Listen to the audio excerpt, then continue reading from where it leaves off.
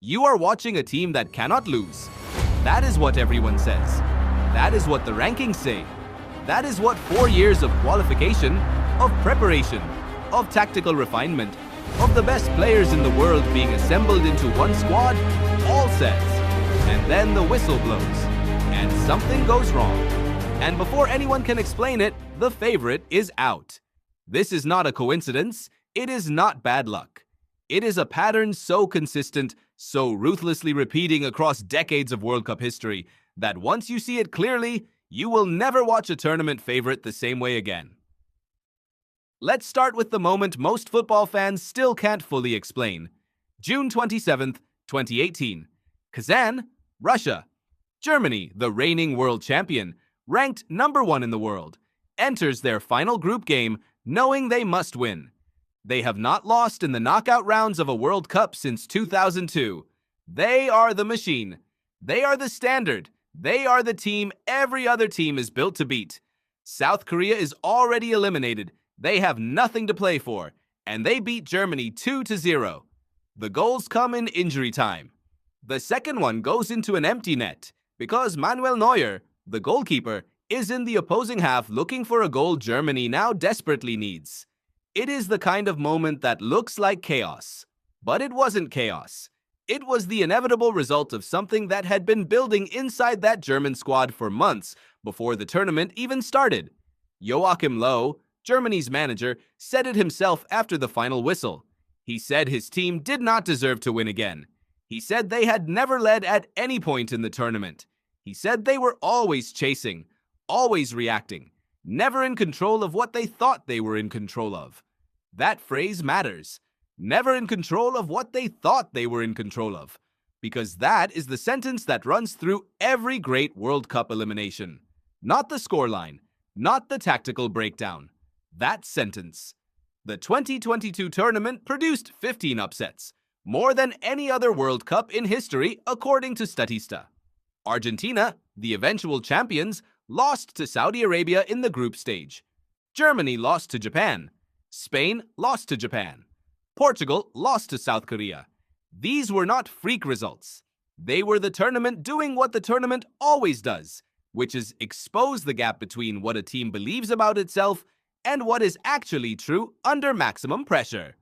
Sports psychologist Sian Beilock at the University of Chicago has spent years studying what she calls choking under pressure. Her research shows that highly skilled performers, the ones who have rehearsed their craft thousands of times until it becomes automatic, are actually more vulnerable to collapse in high-stakes moments than moderate performers. The reason is counterintuitive. When you are elite, your ability to perform complex technical actions lives in a part of your brain that operates below conscious thought. The movement is automatic. It flows. But the moment the pressure of expectation forces you to consciously monitor what you are doing, the automatic system breaks down. You are suddenly thinking about the pass instead of just making the pass. You are thinking about the finish instead of just finishing. And the very expertise that made you dominant becomes the mechanism of your failure. Now scale that up. Put it on 23 players simultaneously. Add 4 years of national expectation. Add the weight of a country's identity. Add the media, the history, the tactical pressure of every opponent having watched every one of your games specifically to find the one thing that undoes you. That is what being a World Cup favorite actually means.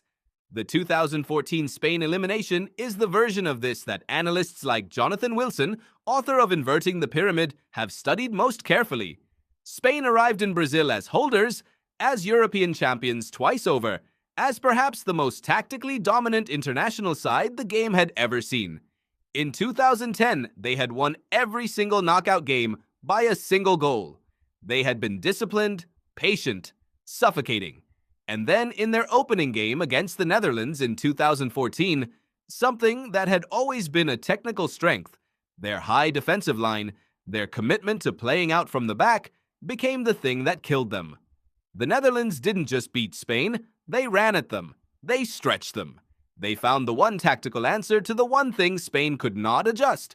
Wilson's analysis points to the same structural issue that reappears in almost every big elimination. The favorite has been playing the same system for years. The system won. The system is sacred. And when an opponent finally solves the system, the favorite has no answer because the system is all they have. Spain lost 5-1. They were eliminated in the group stage. The defending champions, the most decorated international team of their generation. This is not about quality, it is about rigidity. Think about what it takes to become a World Cup favorite. You spend 4 years building a consistent identity. You find a tactical structure that suits your players. You develop combinations, patterns, automatisms. You repeat those patterns until they are reflex. You qualify with a record that suggests you are untouchable. And then you arrive at a tournament where every team in the world has spent 4 years watching your patterns and building answers to them. You are the most studied team on Earth. And the system you built in conditions of relative comfort now has to operate under the most intense collective scrutiny in sport, against opponents who have specifically designed their approach to destroy it. The Dutch built their 2014 game plan entirely around Spain's defensive line. Morocco built their 2022 game plan entirely around patience and structural discipline, specifically designed to neutralize technically superior opponents. Japan built their wins over Germany and Spain around a disciplined low block and a precisely drilled counter-attacking press that exposed both teams' weaknesses in transition. Every one of those upsets was not improvised. They were the result of a smaller team doing the one thing the favorite could not do: adapt in real time. The psychologist Roy Baumeister has written extensively about what he calls ego depletion and self-regulation failure.